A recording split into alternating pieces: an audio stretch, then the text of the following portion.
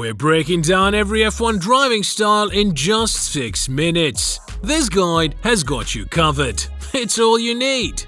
Number 1. The classically stylish. This driving style is what you pick up right out of the gate in racing. Simply put, it's all about being smooth and precise. Keep it clean, keep it simple, and focus on smooth driving. With this style, you aim for the perfect racing line, smoothly gliding through each turn, aiming for precision and consistency, while keeping your steering inputs minimal. While the driver keeps it smooth with the steering wheel, their feet are moving lightning fast, delicately balancing the car with the brake and throttle. This style is gentler on both brakes and tires. However, the challenge with this approach is the track conditions and the car itself can vary drastically, requiring the driver to constantly adapt and accept a less than perfect balance. The strength of drivers who use this style is not qualifying, but the race, as they take excellent care of the tires. Jenson Button is the perfect example of this driving style, as is Alain Prost, Sebastian Vettel to a lesser extent too. Number 2. The V-shaped style. This driving style, seen in drivers like Michael Schumacher, Ayrton Senna and Charles Leclerc, is all about attacking every corner with full force. It entails opening up as wide as possible before diving into the corner, hitting the curbs hard, and then slamming on the brakes super late and hard. They throw the car into the corner, sometimes even locking up the brakes. These drivers love having a car that grips hard at the front so the nose stays glued to the apex. Then they get on the gas early, using the engine power to further rotate the car. Picture it like a V-shaped trajectory rather than a rounded one, hence the name. The style is high energy and demands a specific car setup. It's risky, especially under tires, and involves utilizing more steering angle and bursts of gas to get the car where they want. But when it's done right, it's one of the fastest techniques out there. Just look at how many pole positions these drivers rack up using it. Number 3. The trail braking.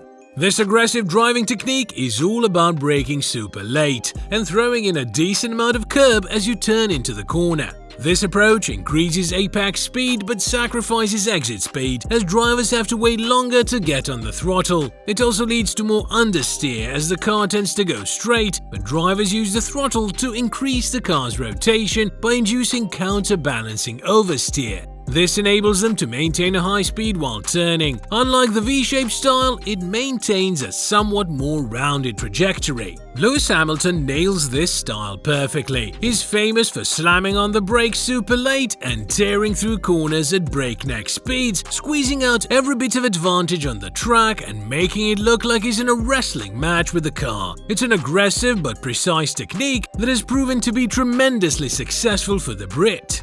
Number 4. The square racing line. We could say this technique is like a twist on the V-shaped technique, something Max Verstappen really digs, and it's super aggressive too. The Dutchman loves to attack the track, hitting up all those curbs and swinging wide to cut those corners tight and get back on the gas as soon as possible. It's incredible how much he uses the curbs, which at the same time reduces grip and makes it easier to lose control of the car and ultimately spin out. But here's the twist. Unlike Schumacher or Leclerc, Verstappen doesn't wait till the last minute to hit the brakes. Verstappen's more into braking a bit early. That means his car goes into the corner a bit slower, but he gets to hit the gas sooner on the way out, making a quicker exit. And he doesn't turn the steering wheel as sharply as others, but rather keeps it steady throughout the whole process. There are good and bad sides to this. The car stays pretty level for longer, which makes it easier to handle. It gets some unusual results with fewer mess-ups, but the trade-off is when it hits the corner, as it's tighter, there's more turning to do.